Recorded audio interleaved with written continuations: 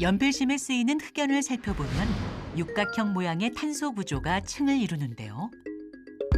이 구조에서 한 층을 떼어내 둥근 원통 형태로 만 물질이 탄소 나노튜브입니다. 언제부터 연구하신 거죠? 탄소 나노튜브는 이제 1991년도에 일본 이지마 선생이 처음 발견한 물질이고 아주 작은 양을 만들었죠. 그 이후에 제가 이제 미국에 있으면서 작고하신 이제 스몰리 교수님인데 이거 가지고 노벨상도 받고 그랬는데 그때 이 대량 합성하는 데 성공을 하고 저도 그 연구에 참여를 했었죠. 이게 이제 탄소 나노튜브를 대량 합성한 그런 논문이고 여기 스몰리 교수님이 지금 총 지도 교수로 계시죠.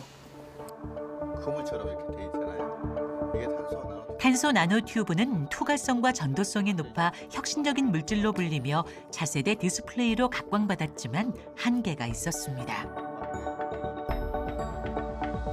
그 당시에는 LCD 크기가 굉장히 중요했는데 크기가 32인치까지 맥시멈. 그 이상은 기술적으로 못 넘어가겠다. 그래서 우리가 탄소 나노튜브 가지고 디스플레이 만들겠다. 근데 재밌는 건 몇 년 지나니까 기술이 엄청 발달해가지고 그 한계를 극복을 해버린 거예요. 지금은 뭐 100인치까지 다 만들잖아요. 그래서 결국 밀렸어요. 밀린 거죠. 그 다음에 이제 반도체도 밀렸어요, 사실은. 왜 그러냐면 3분의 1은 금속이 금속, 브레인업. 근데 금속이 섞여 있으면 반도체 성질이 안 돼요. 그리고 일부를 없애도 여전히 수율이 100% 안 된다는 거예요. 이걸로 가는 데는 한계가 있겠다. 그 사이에 그래픽이 나왔어요. 연구라는 게 그래요. 하다 보면 안 되면 또 딴 거 생각해야 되니까. 포기하지 않고 물질의 가능성을 살펴본 이영희 박사는 에너지 저장 장치 분야로 연구의 눈을 돌렸습니다. 물질을 요 위에다 놓고 분리막 놓고 또 물질을 집어넣고 이렇게 한 다음에 딱 압착시키는 거예요. 그러면 이제 코인셀이 되는 거죠. 이게 말하자면 공전형 전지가 되는 거예요. 이게 많은 용량을 넣을 수 있기 때문에 그 슈퍼컴퓨터라고 이름을 부르는 거예요. 좀 한데 쉽네요. 일반적인 전지의 모양이지만 성능은 이를 훨씬 뛰어넘는다네요. 이거 하나가 나노튜브하고 그래핀이 합쳐서 이렇게 된 거예요. 네? 나노튜브를 계속 하다가 안 되니까 최근에 그래핀 쳐다보면서 이것도 합치면 뭔가 되겠네. 그렇게 해가지고 새로운 구조를 만들었어요. 기본적으로 그래핀이 있고 나노튜브는 이렇게 기둥으로 이렇게 만들어 있고 또 층 만들고 이런 식으로 계속 만드는 거예요. 이게 3차원 아파트처럼 그런 것으로 만들었어요. 3년의 노력에 담긴 이 연구 성과는 결국 결실을 맺고 나노과학 분야의 국제학술지에 게재됐습니다. 이온들이 나노튜브 표면에 다 부착되는 거예요. 그렇게 해서 리튬 이온 전지에 해당하는 그런 정도의 에너지 저장을 올렸어요. 대신에 들어갔다 나왔다도 잘 되는 거예요. 그러면 출력이 잘 되는 거죠. 그러니까 리튬 이온 전지하고 비교가 안 되는 그런 출력을 우리가 만들어낸 거예요. 유레카!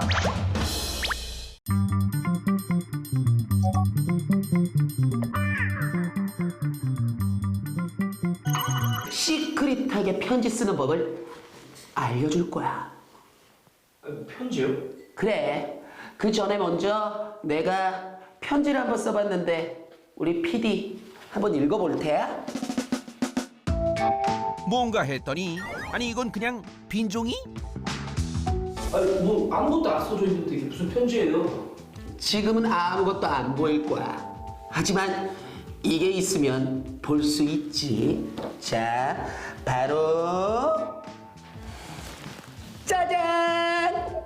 빨간 약 아이오딘 용액이야. 자, 그럼 잘 보라고. 그러더니 본무기한 빨간 약을 사정없이 분사하기 시작. 그런데 아니 이게 뭐지? 자, 보여? 잘 보이지? 아 이거 어떻게 한 거예요, 선생님? 이것도 뭐 나의 상큼한 레몬이 한 건 했지. 이번에도 레몬이라고요? 자, 그럼 어떻게 했는지 지금부터 차근차근 알려줄 거야. 자, 먼저 준비물이 필요하지. 휨 도화지, 그리고 상큼한 레몬, 붓, 그리고 분무기 안에 들어있는 빨간 약, 즉 아이오딘 용액이야. 자, 먼저 레몬을 자른 후 레몬즙을 짜주는 게 중요해. 자, 반으로 자른 레몬을 힘껏 눌러 레몬즙을 짜주고 이 즙을 물감 삼아 붓에 듬뿍 묻힌 뒤 도화지에 글씨를 써줍니다. 레몬즙이 어느 정도 마르고 아이오딘 용액을 분사해주면 글씨가 나타나는데요. 투명했던 글씨가 이렇게 선명해지는 마술 같은 실험 굉장히 신기한데요. 아니 근데 이거 원리가 뭐예요? 그건 바로 상큼한 레몬 안에 들어있는 비타민 C 때문이야.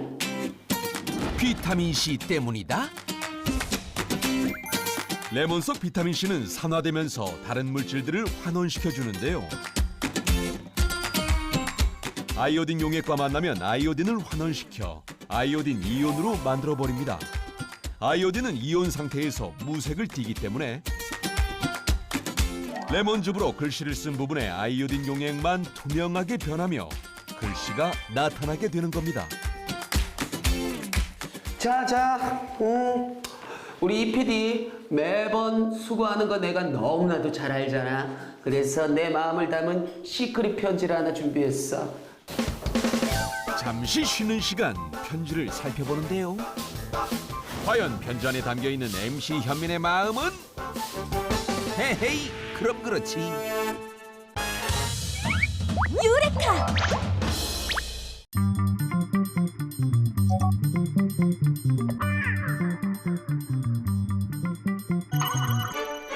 오늘 들려드릴 이야기의 주인공은 세상을 바꾼 위대한 어머니 신사임당이에요. 조선 최고의 학자인 아들 율곡이이를 비롯해 7남매를 훌륭하게 키워 세계 최초 모자화폐 인물의 주인공이 된 그녀. 과연 그녀는 어떻게 자녀를 가르쳤던 걸까요? 먼저 신사임당은 7명의 아이들 앞에서 늘 모범적인 모습을 보였어요. 매일 아침마다 일찍 일어나 책을 읽은 뒤 뜻깊은 문장을 하나씩 종이에 적어 집안에 붙여놓곤 했답니다. 그러다 보니 자연스럽게 아이들은 어머니인 신사임당의 모습을 보고 배우며 책과 가까워질 수 있었지요. 또한 그녀는 아이들과 이야기를 나누는 걸 즐겼답니다. 항상 아이들의 관심사에 귀 기울이며 눈높이에 맞춰 얘기하려 했어요. 뿐만 아니라 스스로 생각하는 힘을 기를 수 있도록 아들 율곡이이와 학문적인 내용을 편지로 주고받으며 친구처럼 대화하곤 했지요. 이처럼 솔선수범의 자세를 유지하며 공부에 대한 대화를 나누었던 부모의 효과적인 지도가 있었기에 가능한 일이었지요. 그 결과 조선 최고의 천재학자인 율곡이이, 조선 3대 여류 화가로 꼽히는 맏딸, 검은고와 서예의 대가 막내까지 한 시대를 대표할 만한 인물로 성장할 수 있었답니다. 신사임당처럼 아이들과 함께 공부하고 이야기 나누며 우리 아이의 학습 능력을 높여주는 건 어떨까요? 유레카!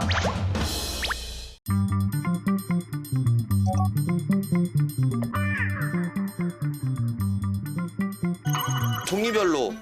종류별로 오케이. 예, 막 놓지 말고 종류별로. 알았어. 오케이. 이 비품들은 한 몇 점?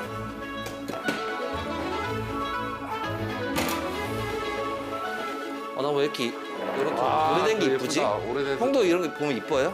오우야 얘 봐라. 우와. 이거 그냥 액자인데? 형 이건 진짜 액자다 이거. 되게 예쁘다. 그러니까. 거울은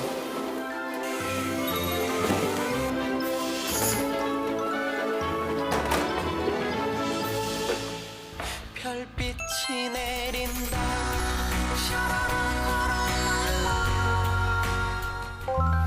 이렇게 많고 어쩔 수 없이 여기다 놓고 이렇게 밑벌을 가져와서 빼야겠다. 오케이 내렸다.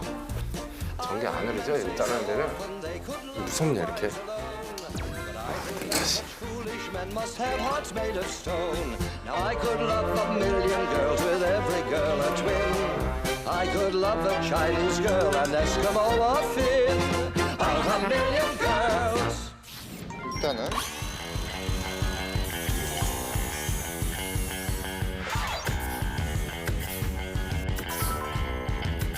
높은 거를 놓을 수 있게 500 정도. 자, 다리 구조가 하나 끝났습니다.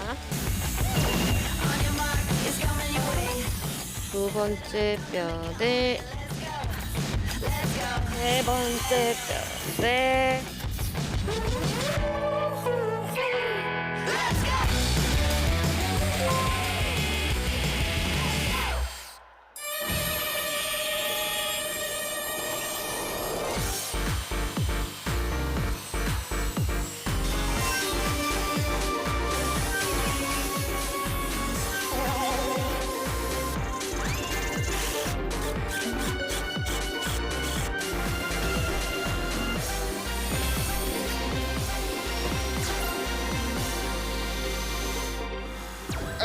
여. 들어가고. 아, 아예 들어가서? 그치. 맞네, 들어가야 되네. 딱딱 들어맞네. 그럼 타이트해야 이게 잘 맞죠? 헐거우면 좋네. 고정이 안 돼.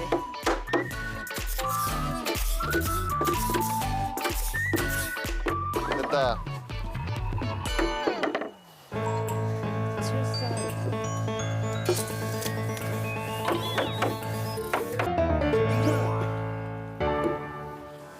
무조건 양 끝에부터 박아놔보라. 아하. 가운데는 움직이니까. 부드럽게.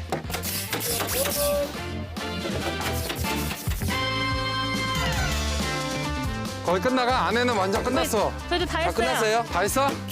다 해가요 여기도. 됐어. 10% 남았어요, 10%.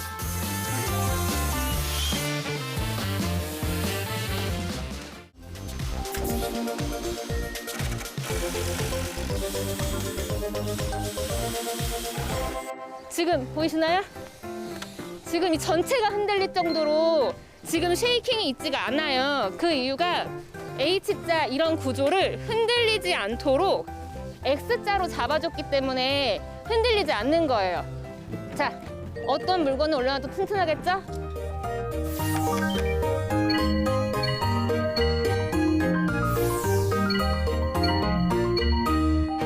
하나, 둘, 셋. 안 무겁네. 무거워. 오, 좀만 더, 좀만 더. 오케이. 자, 오케이. 오케이. 혼자 주시고.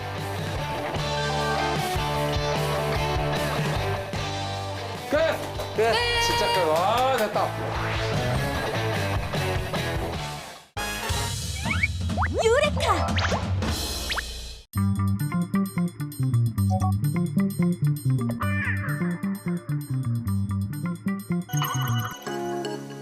유년 시절 자석은 우리의 흥미로운 장난감이었습니다. 자석을 다른 자석이 가까이 하면 닿지도 않았는데 서로 잡아당기거나 밀치는 것을 보며 신기했죠. 철을 끌어당기는 자석의 성질을 자성, 자석이 물질을 끌어당기는 현상을 자기, 철을 끌어당기는 힘을 자기력이라 하는데요.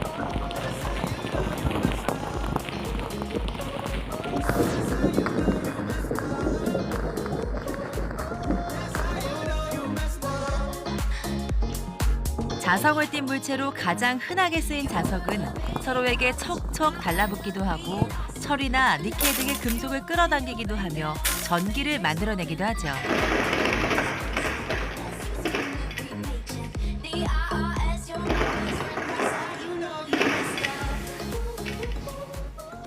어린 시절 한 번쯤은 해봤을 실험이죠.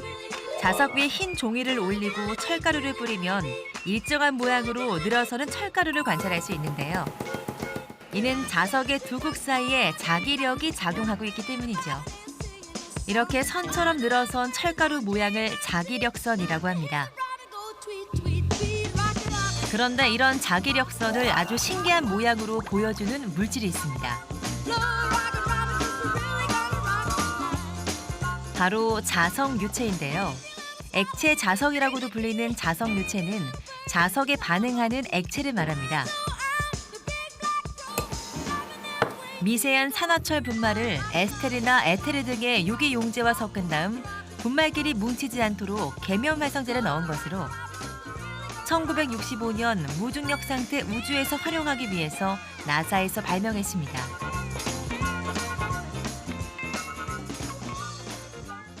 자석을 갖다 대면 순식간에 솟아오르는 뾰족뾰족한 뿔. 이것은 자석을 지닌 가루가 계면활성제 속에서 불규칙적으로 움직이면서 자기력선을 따라 모양을 나타내는 건데요.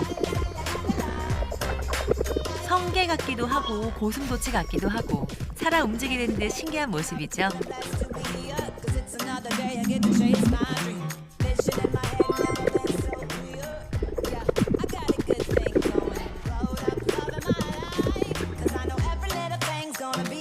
이 뾰족뾰족하게 뿔이 잔뜩 솟은 부분이 바로 자석의 극, 즉 자기장 안에서 자석이 가장 센 부분입니다.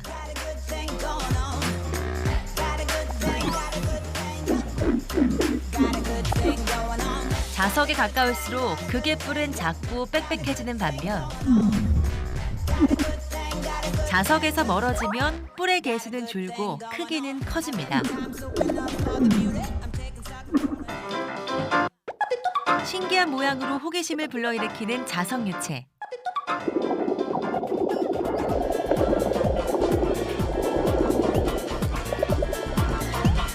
현재는 각종 전자기기, 스피커, 위조방지 자기잉크, 의료기, 화장품 등 다방면에 널리 활용되고 있다고 하니까요. 미래 산업에서 아주 유용하게 쓸 물질이네요.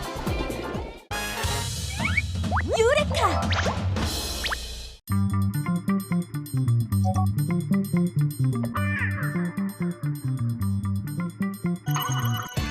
곱슬곱슬 풍성한 털의 소유자. 풀을 주식으로 하는 요 녀석의 이름은 알파카. 바로 알파카입니다. 알파카는 어떤 동물일까요? 알파카는 남아메리카의 안데스 산악지대에 서식하는 초식 동물로 평균 15년, 길게는 20년까지 살 수가 있다고 하는데요. 몸 길이는 1.2m에서 2.3m 정도로 다양하고 몸무게는 최대 65kg까지 나간다네요.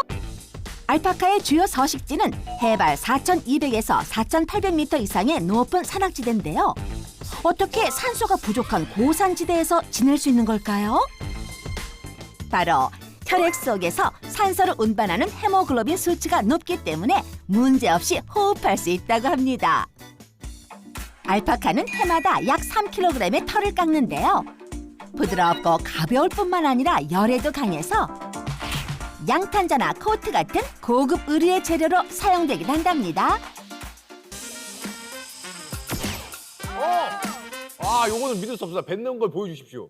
알파카 임신을 하게 되면 수컷을 거부하는 행동을 하게 돼요.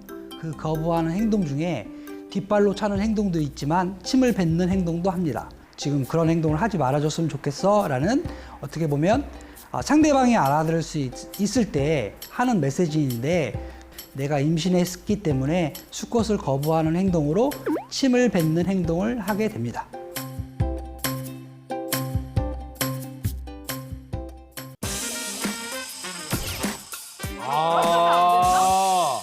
자, 알파카는 원래 낙타과 동물이에요. 낙타과에서 사람의 인위적으로 해서 진화를 시킨 동물이 알파카예요. 낙타과는 보편적으로 사람의 운송수단을 활용하는 동물로서 유명하죠.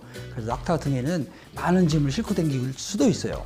특히 라마 같은 동물에게도 등에 짐을 지고 이동수단으로 활용을 하고 있는데 알파카라는 동물은 등이 약하기 때문에 짐을 싣거나 사람이 타는 행동을 해서는 알파카한테 무리를 주기 때문에 목숨에 위험을 줄 수도 있어요. 그렇기 때문에 절대 해서는 안 되는 행동입니다.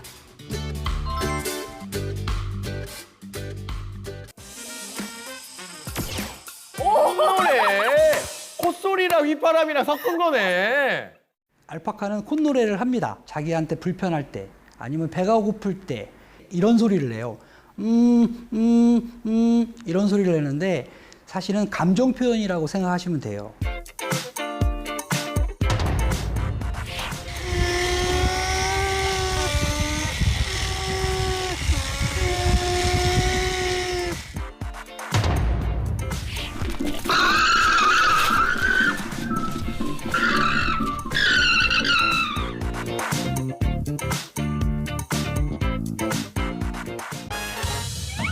유레카!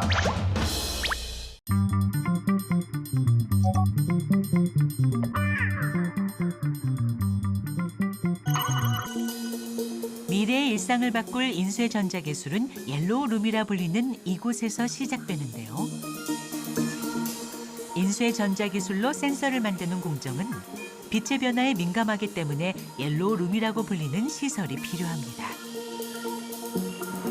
이런 식으로 인쇄 기술을 이용해서 전자 소자를 만드는데 거울에 필름이 있습니다. 이거는 현재 우리가 펫병과 같은 PET 필름인데요. 이 PET 필름을 사용하는 브레인은 비용이 저렴하기 때문에 그렇습니다. 한 구역 구역마다 연구원들이 중간에 있는지 모르겠어요. 네, 지금 현재 우리 연구원들이 잉크를 정확한 위치에 도포하기 위해서 거기에 있습니다. 신문을 인쇄하는 듯한 이 롤투롤 공정은 대량 생산에 특화된 인쇄 전자기술인데요. 인쇄한 다음에 그게 인쇄한 게 다시 나와서 이렇게 건조기로 들어가서 건조기를 거쳐서 다시 나와서 이쪽으로 가게 됩니다. 이를 위해선 특수 제작된 롤과 나노미터 수준의 특별한 공정 기술이 있어야 가능한 일입니다. 짝퉁 방지용 라벨을 만들 적에 그쪽에서 라벨을 구동시키는 직류 전원으로 쓰려고 만들어지는 인쇄 정육이라고 보시면 되겠습니다. 옐로우룸에서 만든 회로에 무선 수신을 위한 안테나와 센서 등을 부착하면 새로운 라벨이 완성됩니다. 인쇄 단위 공정이 2개가 있기 때문에 별도로 인쇄한 다음에 2개를 이렇게 붙여서 사용을 합니다. 추후 산업체에서 생산할 때 하나의 공정으로 완성된다네요. 우리가 별도로 준비해놓은 인쇄된 QR코드를 갖다 붙이게 되면은 우리가 의 변조를 방지할 수 있는 NFC QR코드 라벨이 되게 됩니다. 복잡한 반도체 공정과 달리 인쇄 전자 공정으로 만들어 유연하면서도 쉽고 빠른 생산이 가능한 위 변조 방지 라벨. 오늘에 이르기까지 무려 3년이라는 노력의 시간이 필요했다는데요. 현재 논문 투고를 앞두고 최종적으로 확인하는 일만 남았다고 합니다. 어떻게 보면은 비트코인 시스템과 비슷한 그런 것들인데요. 블록체인에 들어갈 때 지금은 현재 QR코드를 그냥 씁니다. 그럼 QR코드를 쓰면은 블록체인으로 액세스할 수 있는데 그러면은 누구나 QR코드를 카피해서 블록체인에 들어갈 수가 있기 때문에 저희는 이 QR코드가 깜빡이도록 하는 거죠. 그래서 깜빡깜빡하면서 그러면은 이 QR코드가 진짜라는 걸 증명하는 겁니다. 그러면 QR코드가 깜빡이는 주파수도 다 다르게 할 수가 있는 거죠, 원칙적으로는. 유레카!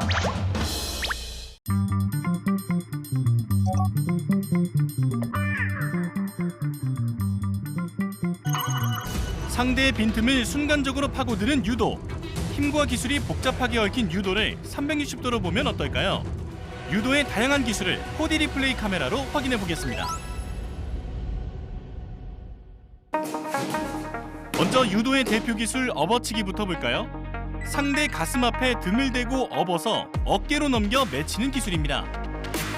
상대의 손과 가슴깃을 동시에 잡은 후 순간적인 어깨 힘으로 넘기는데요. 360도로 자세히 보시죠. 자신의 몸을 지렛대처럼 이용해 상대를 과감히 넘어뜨리는데요. 그 핵심에는 상대의 중심을 무너뜨린 후 그 힘을 역으로 이용하는 유도의 묘미가 숨어 있습니다. 이번엔 매치기 기술 중 하나인 허리 후리기입니다. 오른다리로 상대의 오른쪽 허리를 무릎 부분에서부터 위로 차올리는 기술인데요. 이 기술엔 어떤 비밀이 숨겨져 있을까요? 허리 후리기의 핵심은 작은 힘으로 상대의 자세를 무너뜨리는 건데요. 상대를 전방으로 크게 잡아당긴 후 무릎을 받쳐 올려 상대를 맺힙니다. 360도로 보니 상대와 몸을 깊숙이 밀착시켜 상대의 무게중심을 무너뜨리는 모습이 제대로 담겨 있네요. 이어서 밧다리 후리기입니다. 눈 깜짝할 사이에 지나가서 어떤 기술인지 못 보셨다고요? 지금부터 차근차근 살펴보시죠. 밧다리 후리기는 뒤로 중심이 무너진 상대의 체중이 실려있는 발을 바깥쪽에서 크게 걸어 넘어뜨리는 기술인데요. 360도 카메라에는 이 기술이 어떻게 담겼을까요?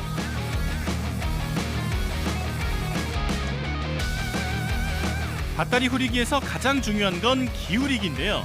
상대의 상체를 잡아당겨 무게중심이 흐트러졌을 때 다리를 걸어 넘어뜨리는 거죠.